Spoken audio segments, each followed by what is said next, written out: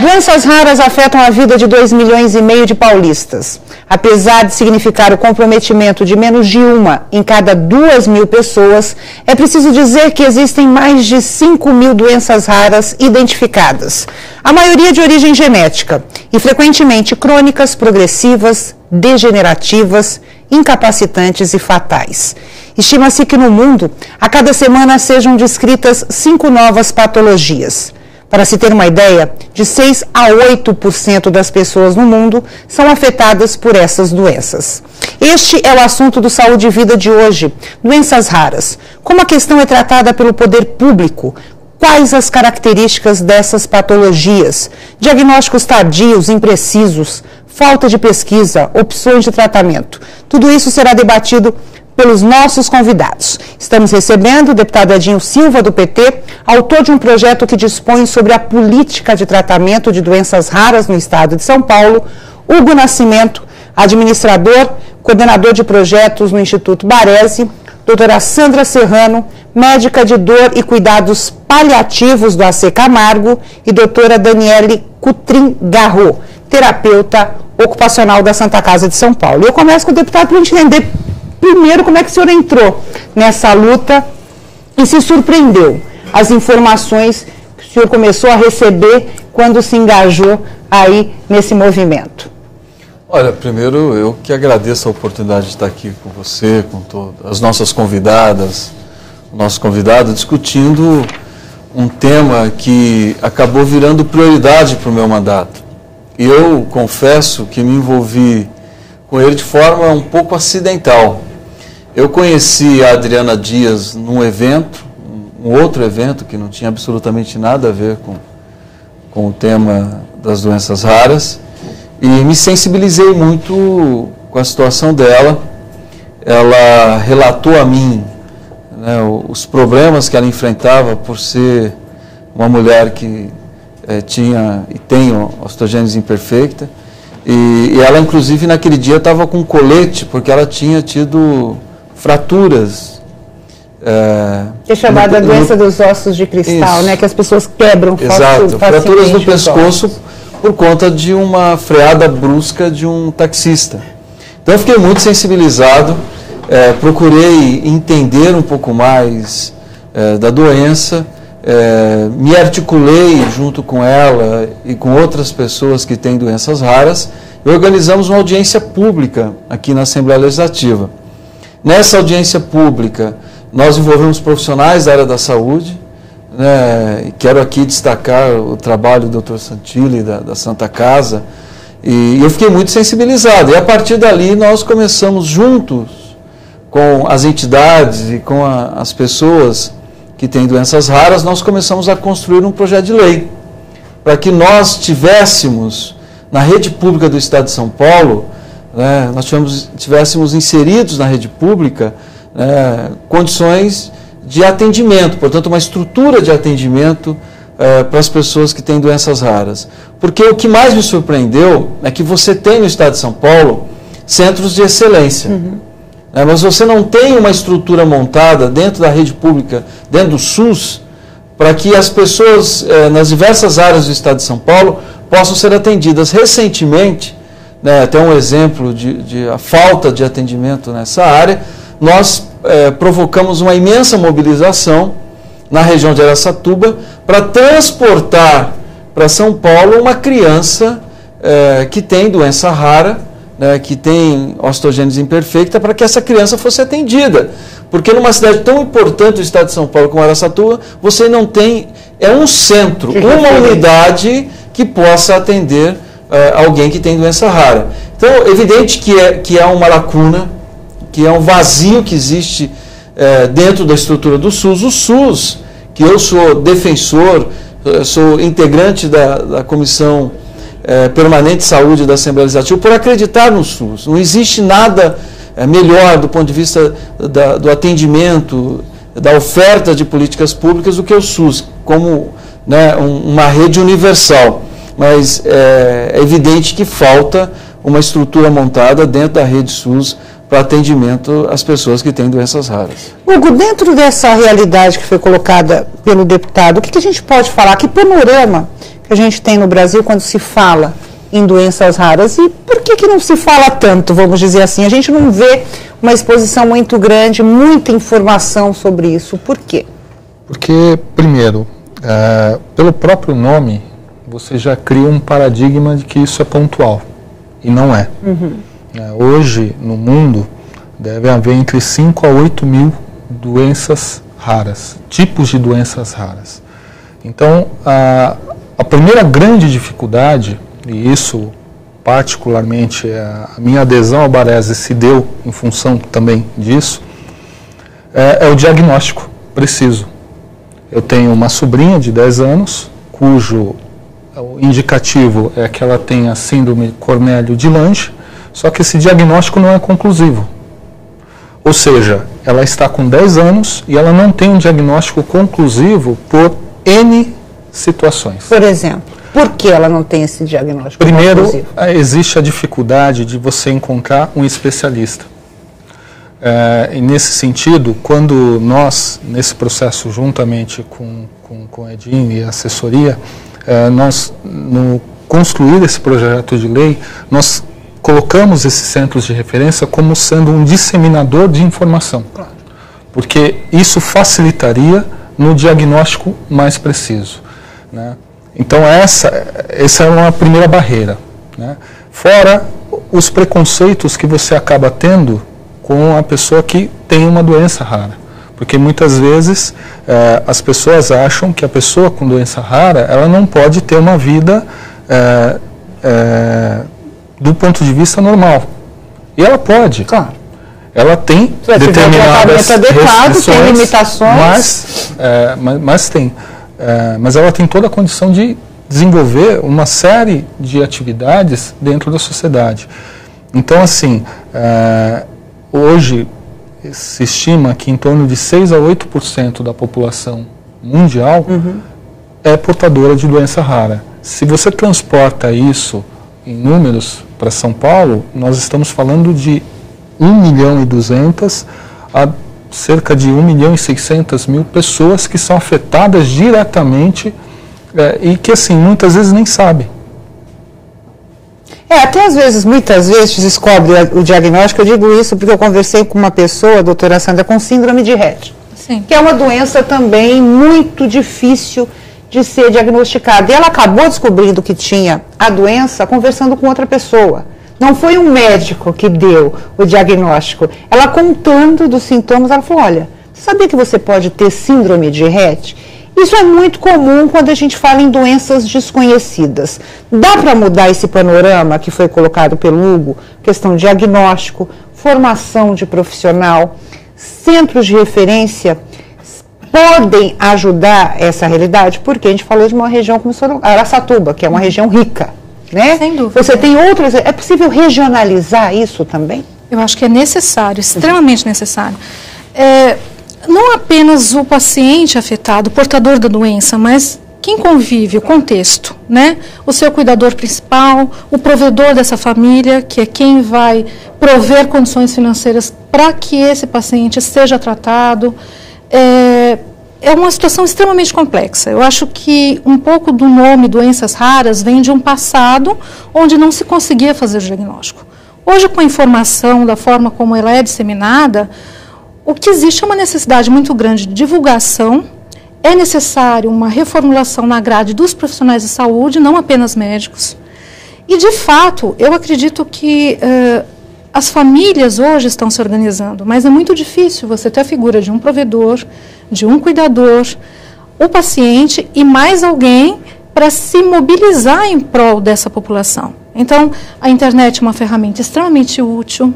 Institutos, iniciativas como do Instituto Baresi, extremamente fundamental para que a gente possa disseminar a informação, como, por exemplo, você citou o caso da sua sobrinha, concorda comigo? Você abraçou a luta, mas ela tem um cuidador principal, que é a mãe, um provedor principal, que é o pai, quer dizer, você como família também é afetada, né?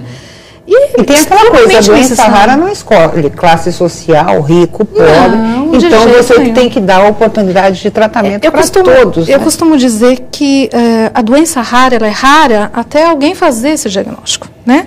Porque se a doença acontece em mim, eu sou 100%. Claro. Eu não sou rara, eu sou o todo, né? E isso vai afetar diretamente a minha família. Eu já fiz diagnósticos de doenças ditas raras em restaurante. Porque você olha, faz o diagnóstico muitas vezes visual. Eu tive a oportunidade, eu fiz um treinamento médico em pediatria, eu sou também neurologista infantil. E hoje eu trabalho dentro do Hospital do Câncer, num grupo de dor e cuidados paliativos, mas veja que interessante, 1 em cada 5 portadores de doenças raras tem dor como dos sintomas relacionados. Então, dentro de um Hospital do Câncer, eu sou procurada por pessoas, por parentes de pessoas com doenças raras? Sim. Claro. Sim. Existe toda uma necessidade dos centros de referência, eu acho a proposta extremamente inteligente. E, é claro, a necessidade de centros multiplicadores, porque você não vai conseguir construir centros em vários estados ou em várias cidades do estado, porque você não tem nem material humano. Claro. Para replicar a informação. Não tem recurso para isso e nem profissional suficiente. A acessibilidade do paciente, da família. Nós sabemos a via crucis que é você conseguir um benefício financeiro para o cuidador. Muitas vezes, por exemplo, nós temos hoje a iniciativa do teste do pezinho, que é uma iniciativa bastante importante. Hoje nós estamos lutando pela ampliação das doenças, mas o acesso também às fórmulas e aos tratamentos necessários, extremamente necessário. Eu queria saber da doutora Daniela se existem protocolos específicos quando a gente fala de doenças raras. A gente está usando esse nome exatamente... o Hugo me fez pensar uma coisa antes de passar a palavra para ele. É uma doença rara até determinado momento, porque se você fala num contingente, né, de 2,5 milhões de pessoas dentro do estado de São Paulo que tem doenças raras, a gente tem uma representação bem significativa, né? Podem ser doenças diferenciadas, mas todas são doenças raras. Então, eu acho que é bom a gente tratar até como uma coisa mais comum do que a gente imagina. Eu acho até que a criação desses centros, eles vão ajudar muito nessa questão dos protocolos, porque são doenças raras no montante, mas cada uma tem uma sua especificidade, a sua peculiaridade, claro. Sua manifestação clínica, seu tratamento e seu modo de diagnosticar também, o que vai facilitar a questão que ele falou do diagnóstico, né? Na Santa Casa, mais propriamente, nós somos um centro de referência de osteogênese imperfeita. Então, que é mais comum, doutora Daniele, ou porque... tem mais, vamos dizer assim, mais procura, um diagnóstico mais fácil, vamos colocar as características. Digamos que eu seja o 100% na minha totalidade, claro. Então, para mim é super comum. Entendi. Porque, na verdade, a gente tem uma demanda de osteogênese enorme. Por quê? Porque até pelo conhecimento em relação ao Dr. Santilli como referência na América Latina, então a gente acaba tendo pessoas de todo o Brasil que vêm para uma primeira consulta, né? E depois, de acordo com a possibilidade, acabam acompanhando no nosso grupo mesmo. Muitas desconhecendo a doença? Muitas desconhecendo. A gente tem uma situação, como são ossos de vidro com fraturas fáceis, tem muito a questão da questão de violência, né, em casa. Então, assim, para a mãe é muito importante o diagnóstico. Por quê? Porque desmistifica a questão se foi violência doméstica ou não. Normalmente, a gente está com a violência, né, com a grandiosidade que ocupou na sociedade, a gente tem primeiro uma coisa assim, então aciona todo mundo, polícia, assistente social, né, vamos ver o que está acontecendo nessa casa. E no final é só uma mãe super preocupada que não sabe o que aconteceu porque deixou o filho olhando a televisão e quando viu ele estava chorando de dor e foi ver era uma fratura. Né, como ele falou, um freio no táxi. No táxi, quer dizer, coitado, o taxista de repente, né, mas na verdade foi uma questão normal de trânsito, mas é uma questão uma peculiaridade da própria doença. Então, na verdade, essa coisa de ser raro é que dá medo nos outros, né, porque eu desconheço, não é o medo que o outro... pelo que o outro seja, mas pelo meu próprio desconhecimento. Mas toda doença é desconhecida desde que você não tem informação. Né? Pode ser as mais comuns, você não tendo informação, de qualquer forma você acaba sendo uma doença rara e desconhecida. Né? Eu preciso ir para o intervalo rapidinho, eu estou lembrando até de um filme que eu assisti, não sei se foi o Samuel L. Jackson ou foi o Morgan Freeman, que tratava da questão, não é isso? Sim.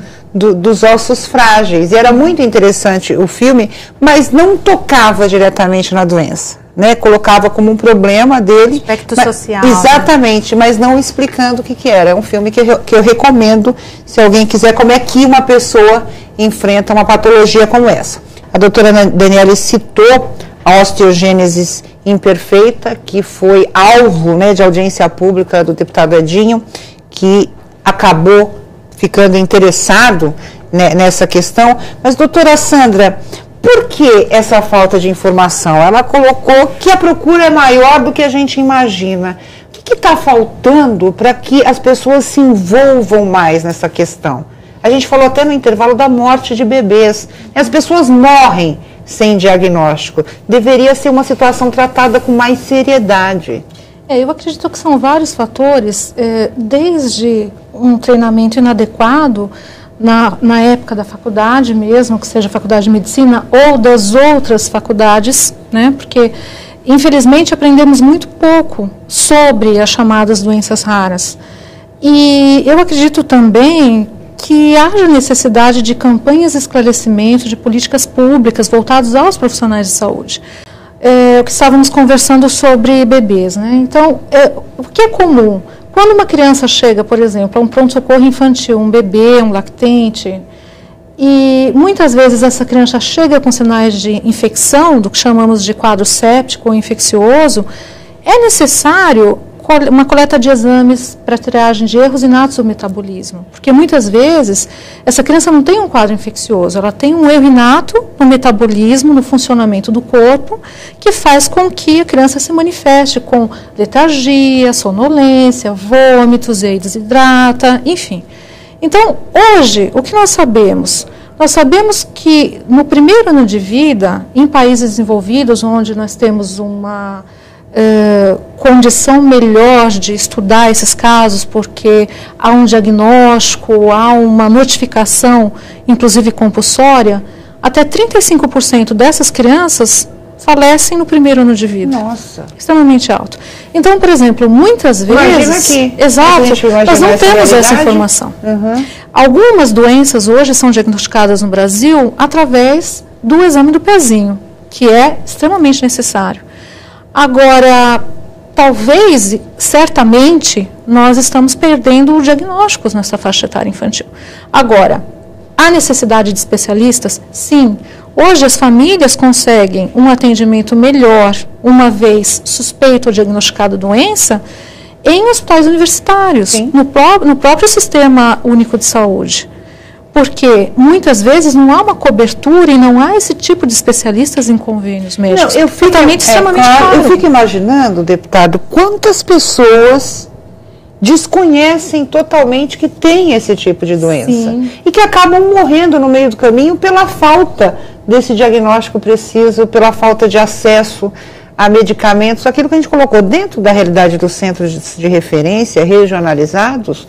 Isso pode significar exatamente, né, salvar vidas. Olha, eu não tenho a aspiração que o meu projeto, né, 648, seja um projeto que vá resolver um problema de saúde pública. Eu não tenho essa aspiração, até porque Seria ótimo, deputado. Eu fui prefeito 8 anos da cidade de Araraquara. Eu sei o quanto que é difícil você responder a todas as demandas da área da saúde. Eu sempre dizia o seguinte, que a saúde é interessante porque quanto mais você gasta, mais você vai gastar. A diferença é que lá na frente você tem uma inversão. Quer dizer, se você investe hoje em saúde básica, lá na frente você vai economizar em média... A prevenção é muito mais barata. Em média alta complexidade. Porque muitas vezes as pessoas elas encarecem o tratamento de saúde por falta de conhecimento. Então eu não penso que uma questão de saúde você enfrenta a curto prazo.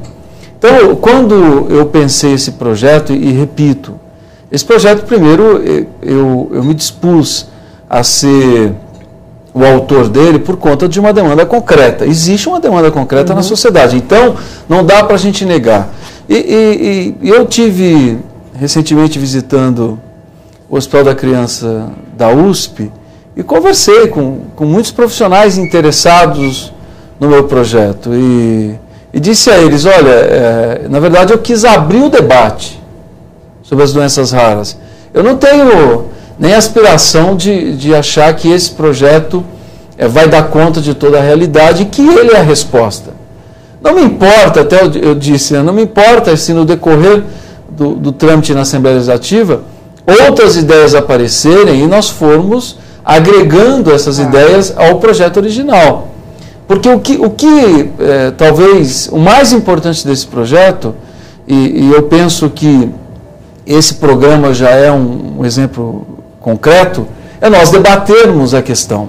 Nós estamos aqui hoje, na TV Alesp, debatendo doenças raras, porque existe um projeto de lei tramitando na casa. Então, eu penso que já cumpre o papel que a sociedade, primeiro, enxergar aqueles que muitas vezes, além de serem vítimas de doenças raras, são vítimas do preconceito. São discriminadas. Que é pior que talvez, porque quem sou eu para afirmar, mas é pior que a própria doença, é o preconceito. O preconceito da sociedade, ele é perverso. A omissão do Estado é tão perverso como o preconceito da sociedade. Então, eu não tenho aspiração de que esse projeto aprovado, nós possamos ter em cada unidade básica de saúde do Estado de São Paulo um profissional preparado para atender um paciente de doenças raras. Evidente, nós não temos, como disse a doutora Sandra, nós não temos profissionais para dar conta dessa demanda e não existe orçamento na saúde hoje para dar conta dessa demanda. Agora, o que eu penso? Vou dar o exemplo novamente da criança de Araçatuba, que sequer você tinha uma ambulância equipada, profissionais preparados, onde nós tivemos que falar com a prefeitura para que a prefeitura pudesse responder a uma demanda concreta. Existia uma criança com risco de óbito, numa cidade importante do estado de São Paulo, e que precisava ser transportada para a capital, porque lá, efetivamente, ela não tinha nenhuma condição, não é de tratamento, é de acolhimento. E outro agravante, para onde mandar? Né? Pelo menos então, isso. O que eu penso é que nós podemos ter centros regionais. Agora, o que eu discordo é de uma ideia que, então você tem, para osteogenese imperfeita, você vai ter um centro em Barretos. Para outra doença rara, você vai ter um centro em Presidente Prudente. Isso eu não concordo. Eu penso porque você vai fazer o paciente sofrer da mesma forma. O que eu penso é que você poderia ter, primeiro, um programa de treinamento de profissionais, onde você tivesse profissionais minimamente treinados para fazer o acolhimento. A partir do acolhimento, você poderia destinar para os hospitais universitários, mas efetivamente tem que existir acolhimento. Tem que existir na rede básica uma estrutura de acolhimento, de fazer o primeiro atendimento. E se não for um diagnóstico muito difícil, se esse diagnóstico pudesse ser feito em centros regionais, que sejam feitos. Se não, você acolhendo o paciente se sentir acolhido, a família se sentir amparada, já é algo magnífico e que eu penso que nós temos que valorizar. E você tem informação do encaminhamento, né, que é o mais importante. Hugo, a gente falou da questão do diagnóstico, mas quais são as outras demandas quando a gente fala em doenças raras? Quais são as bandeiras aí do Instituto Baresi nessa questão? Bom, primeiro é a disseminação de informação. Segundo, que está relacionado a essa questão do diagnóstico. Um outro ponto importante é promover, fazer com que a pessoa ela possa ter, tanto quanto possível, uma atividade normal. Né? Hoje no Baresi nós temos 166 associações que estão aliançadas e assim, nós criamos um departamento de raríssimas que é para acolher pessoas que não conseguem formar associação ou essa associação ela está num processo de formação, né? Porque o que acontece? Às vezes nós temos um caso no estado. Como fazer? Não dá para você criar uma associação em função disso. Claro. Né? Mas você pode unir em outra associação. E aí, assim, o Baresi se propõe a dar assessoria jurídica, contábil, administrativa, mas o mais importante, centralizar e disseminar essas informações básicas de cidadania. Porque assim, não basta simplesmente tanto para a pessoa com raras, quanto para a família. Para que ela saiba para onde se dirigir e não caia nas mãos de pessoas que explorem ela. Por exemplo, você falou da questão do atendimento jurídico. É comum a gente ter decisões exatamente de acesso a medicamentos, acesso a médicos especializados? É esse encaminhamento jurídico que é necessário também, exatamente, como em outras doenças? Nós tivemos um caso no início, no primeiro semestre, onde foi suspenso o medicamento de um paciente. Com qual justificativa? Desculpa, só para a gente entender o caso. Corte de despesas. Aham, certo. O medicamento custava R$20 mil. Que família, por mais que ela tenha posses, tem condições de manter um medicamento a R$20 mil por mês? Quem se dispõe disso? Então, assim, é esse tipo de assessoria que nós procuramos dar. Vocês conseguiram retomar? A gente... o acesso? A gente brigou, entramos em contato inclusive com o Edinho, que deu todo o suporte para nós na ocasião, e assim, no sentido de tentar retomar isso, né? Porque assim, às vezes, e essa decisão ela é tomada por quê? Porque o gestor muitas vezes desconhece também.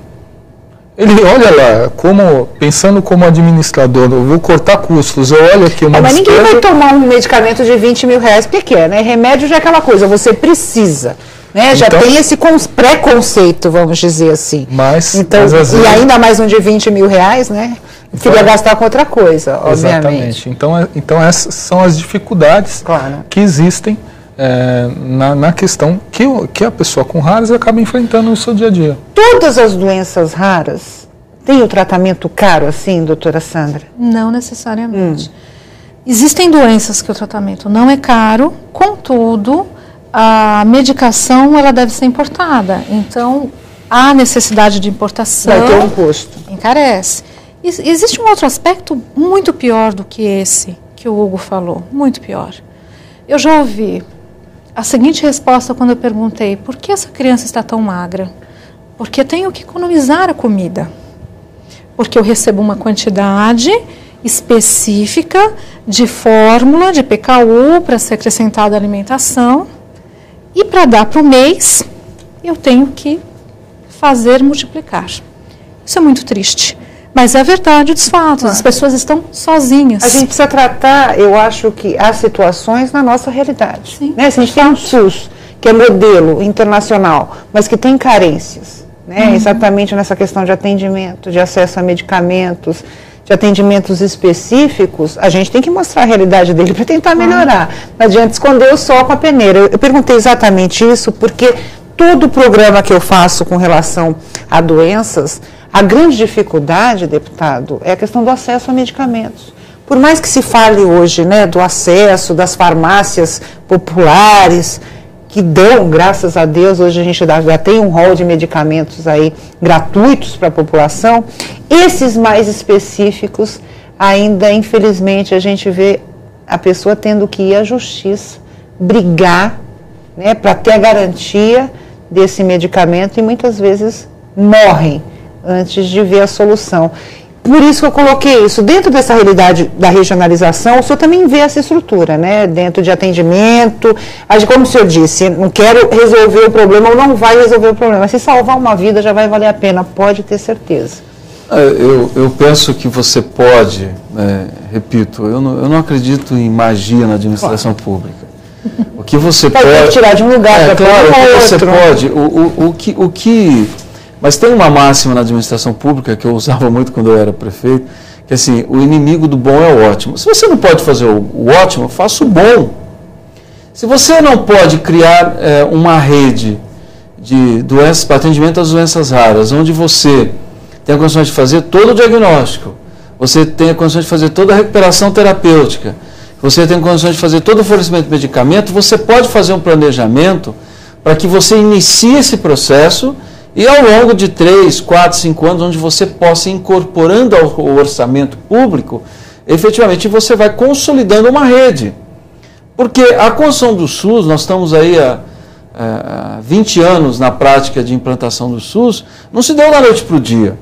Hoje, você tem uma universalização do fornecimento de medicamento de baixo custo. Sim. Ou seja, não, é difícil... É difícil a cidade que não tem remédio de hipertensão, que não tem controle de diabetes na rede pública. Ainda tem cidades que não tem, mas a maioria das cidades você tem. Então, os remédios de alto custo, claro que hoje, como você não tem uma rede, o que eu lembrava muito na prefeitura? Muitas vezes me ligava o promotor público. Não me ligava o médico, ligava o promotor público. Por quê? Como você não tem uma rede de atendimento às doenças raras, o que a população... Ela ia no posto de saúde, claro, um remédio importado, o posto de saúde não tem. Aí muitas vezes ela ia no promotor público, o promotor falava, olha, eu vou procurar a prefeitura. Então, mas se você tem uma rede, porque às vezes o cidadão, por timidez, por desconhecer os direitos, né, muitas vezes por não saber que o SUS é universal, ele não vai no promotor público, ele não vai no Ministério Público. Então, muitas vezes ele deixa de fazer o tratamento. Então, mas se você tem uma rede, por mais que ela esteja em fase de implantação, onde um cidadão ou uma cidadã que tem uma doença rara procura, e ali ela é orientada, olha, você tem uma doença rara, ou há indícios de tanto, portanto nós vamos te levar para o diagnóstico, e o tratamento é esse. Eu não tenho nenhuma dúvida que o Estado, o município e a União têm condições de incorporar o atendimento e o fornecimento desse medicamento. O problema é que você não tem o espaço onde as pessoas possam procurar e você não tem o espaço diagnóstico, portanto você não tem o espaço do tratamento. Qual a realidade, né, das pessoas que têm osteogênese imperfeita? Quer dizer, desde a questão do diagnóstico, que tipo de tratamento, se é uma doença curável ou não, se existem tipos diferenciados dessa doença, como é que é essa realidade? Então, até que se chegue o diagnóstico, né, na verdade, quando chega para a gente no centro de referência, ela já vem com uma tendência a ter mesmo o diagnóstico que já tem sinais. Automaticamente os sinais clínicos, as manifestações clínicas já levam para esse diagnóstico. E ajuda muito pela própria, porque é a esclera azulada, frouxidão ligamentar, as incidências de fraturas, então tudo isso já facilita, né, a questão do diagnóstico. Fora isso, é acompanhado pelo geneticista e todas as especialidades médicas até que vai se fechando cada vez mais. Mas a gente também não pode parar aí e ficar só em busca do diagnóstico. A gente começa já a tratar, até a experiência, né, a gente já vai adiantando o tratamento. Existe a utilização da medicamento, como pamidronato disódico. Caro, né, ou não? Que é caro pelo todo o custo de se manter. Por exemplo, lá as crianças ficam... Mas a Santa Casa fornece. Isso, elas ficam 5 dias internadas, então já leva o custo da internação. Por quê? Porque elas são acompanhadas para prever qualquer manifestação com o uso do medicamento. E aí, durante esse medicamento, a gente já vai vendo a questão dos exames. Entendi. E os profissionais, que são vários profissionais especializados, começam a tratar. Nutricionistas, terapeutas ocupacionais, fisioterapeutas, enfim, é uma gama. Acaba sendo um atendimento multidisciplinar. Né? E é interessante que foi criado um protocolo multidisciplinar para que todos esses profissionais acabam intervindo na sua área, né, e dando a orientação adequada. E depois do assistente social, acaba que eu acabo tendo essa aproximação com a família. Por quê? Porque essa mãe vem com a criança assim, carregando em cima de um travesseiro, sem ter nenhum contato com o físico, porque tem medo de quebrar, ou porque já teve uma experiência anterior, ou alguma orientação médica, porque ficou com receio e já deu isso. Eu lembro mais recentemente o caso eu acho que veio de Araçatuba, não sei se é a mesma criança, que eu tinha tido contato que vinha uma criança de fora, mas quando eu peguei a mãe acuada, né, num cantinho lá nessa casa, esperando, e totalmente assim, indefesa com a filha, né, e sem ter o mínimo contato. Então, assim, eu parei 1 minuto, porque eu ainda não estava ainda no horário de eu estar me caminhando para o ambulatório, mas eu parei 1 minuto e comecei a conversar e dar orientação. Pode carregar assim, levanta, pode amamentar, enfim, fui dando aquelas orientações básicas. E simples, né? E a mãe foi ficando assim, acolhida, se sentiu acolhida. Tipo, não, ninguém me disse nunca que eu podia fazer assim, eu fiquei com medo, eu não carregava assim, enfim. Mas, por exemplo, esse tratamento Até o fim da vida, doutora Daniela? Não, a ideia... Quem fica um tempo no hospital, o medicamento resolve? Medicamento. Então, não, ele vai, conforme o tempo vai passando, ele vai diminuindo a frequência do uso. Isso tem ainda está em pesquisa, não. A cura não. Mas tem esse acompanhamento que a doutora falou, que é ao longo da vida, e ainda se está em pesquisa também dessa, como é que é chegar lá no final, mais para frente, né, fazendo esse acompanhamento desse medicamento. É uma coisa que ainda está sendo pesquisada. Mas como terapeuta ocupacional, eu fico responsável por essa parte da atividade. Então é pôr em ação mesmo com aquela doença. Tanto que a gente para que as pessoas não tenham medo, né? Porque eu acho que, de certa forma, ter esse tipo de doença, as pessoas ficam com medo de fazer as coisas. E antes das pessoas é a mãe. Você não consegue. Porque, na verdade, é uma pessoa que sai daquele ritmo de vida. Muitas vezes elas separam porque elas não conseguem dar atenção ao marido e aos outros filhos. Então, eu fiz, o meu doutorado foi com um programa de capacitação das mães em relação ao brincar com o seu filho. Porque isso como terapeuta ocupacional, foi o que eu, inicialmente, no meu trabalho nesse grupo, eu identifiquei de problema. Essas mães não tinham a liberdade, não tinham a intimidade com seus filhos. Mas é mais comum em crianças, então, doutora? É, porque já chegam pra gente bem ainda na fase inicial mesmo. Agora, a gente falou no intervalo de uma coisa muito preocupante, até questionei a doutora Sandra, que como tem esse diagnóstico impreciso, né, muitas vezes pode ser ou pode não ser determinada doença. Nesse interim, a pessoa tem que fazer o tratamento sugestivo, ou seja, para a doença que se pensa que ela tem, doutora, como é que fica isso? De certa forma, não pode desencadear outro tipo de problema pelo medicamento que ela está tomando? Isso é comum acontecer?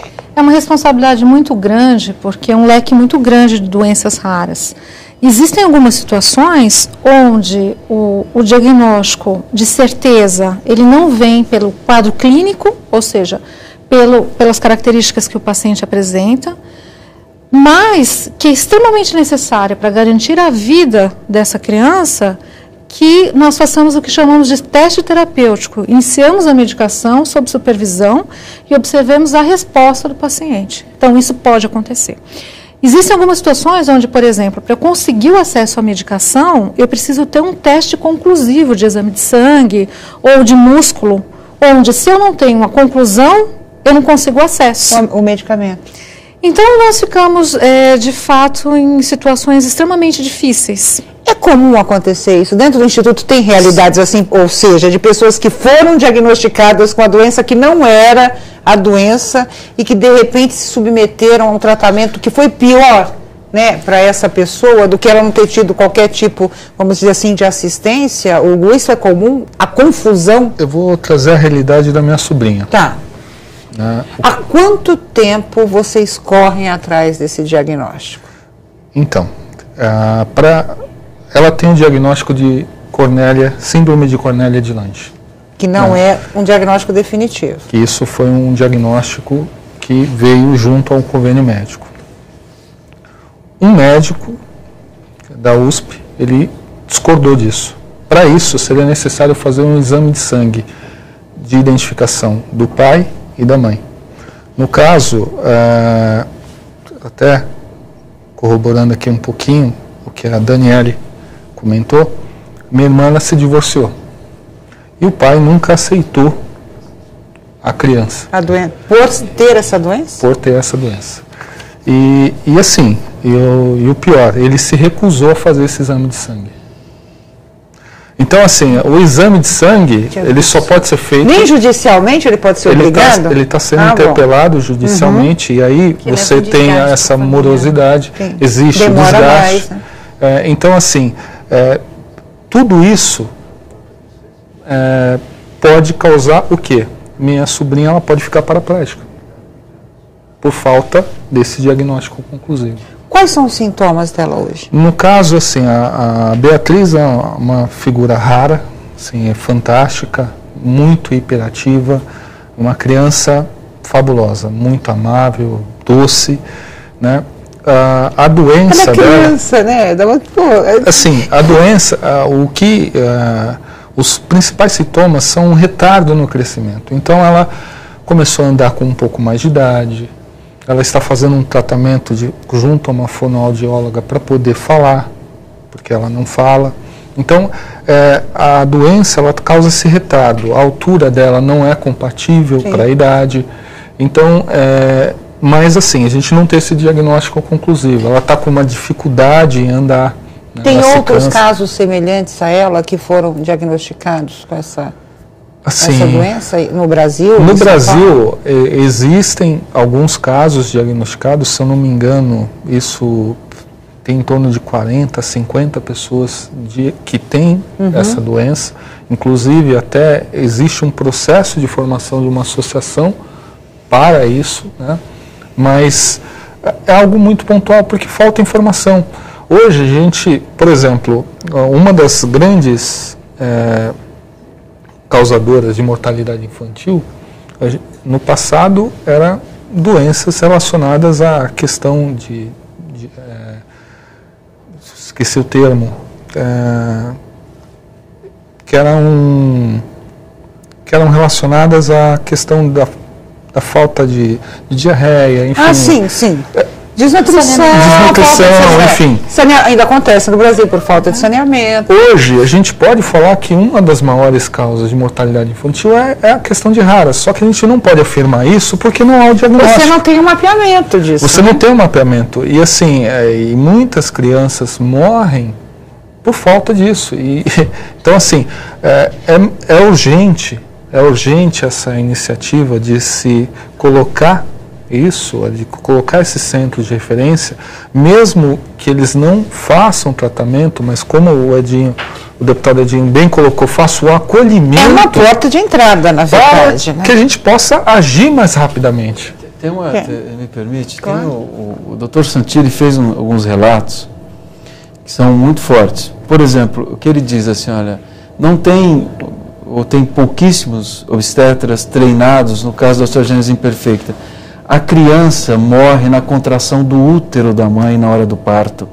Tem afundamento de crânio por conta da osteogênese imperfeita. Ou seja, você não tem um profissional treinado e você não tem um diagnóstico, porque se você souber que uma mulher está grávida e que a criança tem osteogênese imperfeita, você vai direcionar e ela não vai irá a óbito. Agora, essa falta diagnóstico e de profissionais treinados, ou o obstetra acha que está tirando uma criança sem doença, e às vezes a forma como ela puxa, ela leva a criança ao óbito porque vai ter alguma fratura, um afundamento ou um estrangulamento por conta da osteogênese imperfeita. Eu quero dizer que o nosso tempo chegou ao fim, mas eu vou dar um minutinho para cada um dos convidados para as considerações finais. Eu tenho certeza que muita gente está curiosa com relação a isso, então busque informações, participe desse movimento. Se você tem qualquer tipo de sintoma, busque um médico, né, independente da realidade que a gente tem, sempre busque a ajuda de um profissional. Em primeiro lugar, eu quero agradecer a Daniele. Doutora Daniele, por favor, seu recado final. Bom, em primeiro lugar, eu queria agradecer o convite, né, para estar representando aqui o nosso grupo e destacar que também é interessante a gente estar ouvindo falar de doenças raras, considerando que isso também é uma evolução da sociedade, né? Porque já que antigamente as crianças morriam por desnutrição, hoje em dia isso é uma competência, né, até do Instituto da Situação da Saúde, de estar podendo chegar um pouco mais à vida, né, e estar chegando aos nossos centros. É o importante também a questão multidisciplinar, porque aí cada um observando no seu olhar e juntando como um todo, é muito mais rico o trabalho, né? E realmente procure um centro especializado ou pelo menos quem tem uma informação adequada. A realidade da saúde no Brasil mudou tanto, né? A gente tem doenças que não acontecem mais, então a gente sempre vai ter evolução nessa área. Somos o primeiro país em transplante, modelo para o mundo. Quem sabe, né, na questão de doenças raras, a gente não avance mais um pouquinho. Doutora Sandra, seu recado final. Eu gostaria de agradecer a oportunidade. Eu acho que é um tema que precisa ser retomado, enfim. E convidar a todos a visitarem a página do Instituto Baresi. Existe uma quantidade interessante de informações de qualidade para o público em geral, e inclusive sobre o projeto-lei que está sendo discutido, que está tramitando nessa casa e que é extremamente urgente e necessário para uma quantidade significativa da população. Pode ser que hoje na sua família não exista nenhum portador de doenças raras, que você saiba. Pode ser que já existiu e você não sabia, e pode ser que exista no futuro. Então, acho que é muito importante essa mobilização. A gente precisa parar de pensar que aquilo não vai acontecer com a gente. Que só acontece com os outros. Sempre a gente tem que pensar que é possível que aconteça com a gente, sim. Hugo, obrigada também, seu recado final. Bom, queria agradecer aqui a oportunidade, reiterar, né, o pedido da doutora Sandra, né, acessem o nosso site do institutobarese.com. Lá vocês vão poder obter algumas informações, né? Aquelas pessoas ou aquelas entidades que hoje não têm uma aliança conosco, peço para que nos procurem, e também peço aquelas pessoas que se interessem por esse tema para vir até nós, se juntar a nós, porque nós precisamos de voluntários, né, para justamente continuar desenvolvendo esse trabalho. Muito obrigado. Quero agradecer ao deputado Edinho Silva pela oportunidade de debater um tema importante e muito interessante também, não deixa de ser um tema muito interessante. Seu recado final. O recado final é para que a gente possa sensibilizar a Assembleia Legislativa da necessidade de aprovação do PL 648. Repito, ele não responde a todas as necessidades, mas eu vejo ele como o ponto de partida para que a gente possa enfrentar a questão das doenças raras e a falta de atendimento.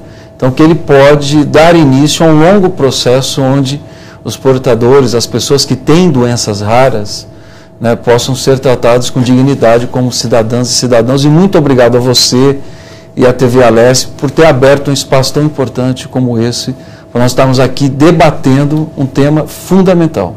Então, eu quero agradecer mais uma vez, doutora Daniele, Hugo, doutora Sandra, deputado Edinho Silva. Quero agradecer a você. Saúde e Vida vai ficando por aqui. Nós temos um encontro no próximo programa. Um grande abraço e até mais.